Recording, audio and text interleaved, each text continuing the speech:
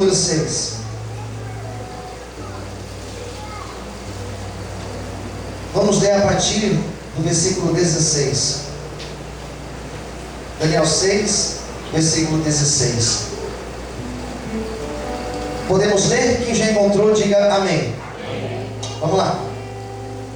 Então o rei ordenou que trouxesse a Daniel e lançaram na cova dos leões. E falando o rei, disse a Daniel: o teu Deus, a quem tu continuamente serves, ele te livrará. Ele te livrará.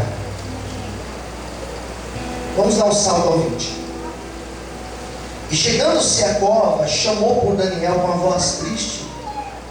E falando o rei, disse a Daniel: Daniel, servo do Deus vivo, dar-se-ei o caso que o teu Deus, a quem tu continuamente serves, tenha podido livrar-te dos leões?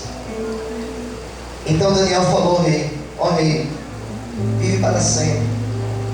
O meu Deus enviou o seu anjo e fechou a boca dos leões, para que não me fizesse dano, porque foi achado em mim inocência diante deles. E também contra ti, ó rei, não tenho cometido delito algum. Amém? Só até aqui. Feche os olhos. Senhor, vem falar conosco. Revela essa palavra às nossas vidas nessa noite, Senhor. Nós precisamos ouvir tua voz. Nós precisamos ser ministrados pelo teu Espírito Santo, Senhor, nessa noite. Falar aos nossos corações de forma clara e objetiva. É o que eu te peço em nome de Jesus. Amém. E graças a Deus. Todos digam amém. Amém. Nós vamos hoje falar um pouco de Daniel. Daniel foi um profeta que a vida dele não foi em Jerusalém. O ministério dele não foi em Jerusalém. O ministério de Daniel não foi na pátria dele, na terra dele. Não. Esse Daniel que nós acabamos de ler a história, ele foi um jovem. Quando ele tinha uma idade aproximada de uns 16 anos, ele foi um prisioneiro. Ele foi levado para o cativeiro da Babilônia. E a história do livro de Daniel é uma história que acontece lá no cativeiro da Babilônia. Esse jovem, ele é arrancado da sua pátria. Ele sai da casa dele. Ele quer um jovem rico.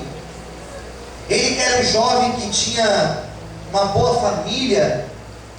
Ele tinha condição financeira para estudar nas melhores escolas daquela época. Ele poderia conviver nos melhores lugares daquela época. Mas isso simplesmente foi abortado. Isso simplesmente não aconteceu na vida dele.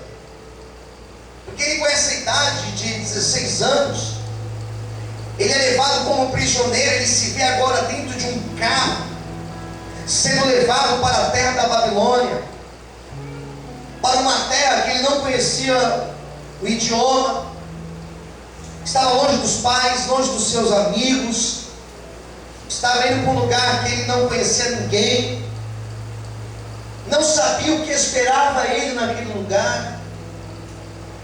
Acabou tudo, acabou o sonho, não tem mais projeto. E o interessante da história de Daniel, a beleza da história dele, que mesmo com tudo isso, mesmo com tantos fatores negativos na vida dele, mesmo assim, ele ficou bem com Deus. Quem entendeu, diga amém. Mesmo assim, ele se manteve íntegro, ele se manteve reto, ele se manteve no patamar espiritual que ele tinha. Eu acho isso muito bonito, queridos, porque ele não ficou revoltado. Ele não ficou revoltado porque ele não tinha mais o quarto dele bonito, porque ele não tinha mais as coisas dele, porque ele não tinha mais a casa dele, porque ele não tinha mais aqueles amigos, porque ele não tinha mais os pais. Ele não ficou revoltado com isso. E tampouco se deixou enfraqueceram na fé por causa dos problemas que ele agora tinha na vida. Ele não deixou que os problemas da vida tocassem na comunhão bela que ele tinha com Deus. E esse é um desafio que nós aqui, que servimos a Deus, esse é um desafio que nós temos. Porque nós somos tentados nos momentos difíceis da nossa vida, nós somos tentados nos momentos complicados da nossa vida, nós somos tentados a desanimar, a desistir, a voltar às práticas que nós tínhamos antes, a largar a nossa fé. Não vou mais para a igreja, eu não vou mais ser fiel a Deus, eu não vou mais buscar a Deus, porque não está dando certo para mim. Se nós fôssemos pensar hoje, o que deu certo, o que não deu certo na vida de Daniel, nada deu certo para ele. Quem entendeu, diga amém. Nada. Ele agora chega naquele lugar, é apresentado a outras pessoas, outros jovens da idade dele, na mesma condição que ele, e três amigos ele fez uma aliança maravilhosa. São três jovens, Ananias, Misael e Azarias, que depois tiveram seus nomes trocados para Sadraque, Mesaque e Abednego. Fizeram uma aliança e fizeram um propósito com Deus. Eles entraram no seguinte propósito: nós estamos na Babilônia, nós estamos na terra dos caldeus, só que nós servimos a um Deus vivo e verdadeiro. Nós estamos na Babilônia, mas nós não fazemos parte da Babilônia. Nós estamos nessa terra, porém nós não nos contaminaremos com as coisas dessa terra. Apesar de tudo, permaneceremos firmes e íntegros na presença do Senhor. Esses quatro amigos fizeram um propósito, fizeram uma aliança com Deus, fizeram uma aliança um com o outro. E diz a Bíblia que no período que esses quatro jovens ficaram na terra da Babilônia, a Babilônia não foi a mesma. Esses quatro jovens, eles revolucionaram aquele país, eles revolucionaram aquela pátria, porque apesar das lutas, apesar das adversidades, eles foram homens de Deus, que foram usados pelo Senhor para fazer a diferença naquela terra. Eu e você hoje, nós somos estrangeiros também nessa terra. Essa Babilônia, nós não fazemos parte dela. Nós estamos no mundo, mas não fazemos parte em comunhão com as coisas do mundo. Nós estamos nessa terra, só que a nossa pátria, ela é o céu. Nós estamos na terra, mas chegará um dia que nós estaremos no céu, na presença do Senhor. Quem está esperando por este dia, levanta a mão para o céu, aplauda o Senhor e glorifica a Deus nessa noite. Aleluia. A história desses quatro jovens, elas começaram a caminhar junto, elas foram caminhando juntas, mas chega um momento que os outros três jovens, eles tomam outro rumo. Eles começam agora a ir para um outro cenário, permaneceram firmes com Deus, foram provados também por conta disso. E Daniel agora ele começa a ter um destaque diferente. E aqui começa a passagem que eu acabei de ler com você. Eles começam a desempenhar um trabalho político. Eles não eram prisioneiros comuns, eles eram intelectuais. E o rei, ele sabia disso.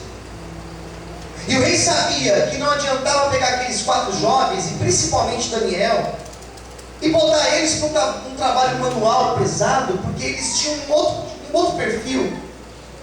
E eles poderiam ser muito bem usados, poderiam ser úteis numa outra esfera daquele reino, na esfera política daquele reino.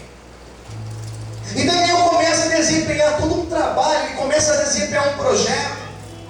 E diz a Bíblia que o destaque foi tão grande sobre a vida dele, que ele começou a ter a função de governador naquele lugar. Ele agora era um daqueles políticos de um alto patamar. Ele era um governador, queridos. Se nós fôssemos pensar hoje no nosso país, ele seria um dos principais ministros do nosso país. Talvez um ministro da Casa Civil, ou talvez o governador de São Paulo, que é a maior cidade, o maior estado desse país, e não estou falando do tamanho geográfico, mas em importância política e econômica para esse país, ele seria um desses. E a Bíblia vai dizer, no versículo 3, pega aí a tua abençoada Bíblia, olha o que diz o